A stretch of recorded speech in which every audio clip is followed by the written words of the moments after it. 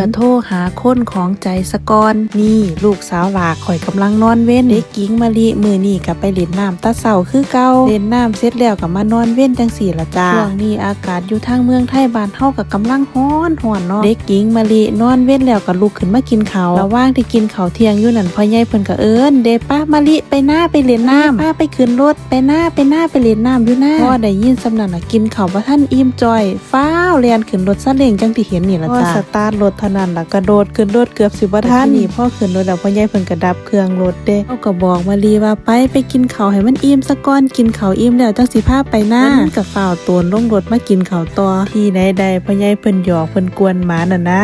พ่อใหญ่เพิ่นก็กั้นแขวเนาะนี่ก็เป็นหมาขนยาวนะคะขี่ห้อนมักเล่นน้ำจะเล่นน้ำได้เบิดมื้อใดได้ไปหน้าเนี่ยโอ้ยมันความสุขของเพิ่นล่ะความสุขที่เพิ่นได้ไปเล่นน้ำโตนสาน้ำอยู่หน้าเพิ่นเด้ทางเมืองไทยบ้านเฮาอากาศร้อนก็ดูแลสุขภาพกันเด้อจ้าพี่ข้าวหอมลูกสาวคนโตก็กำลังซักผ้าคุยกับแม่ไป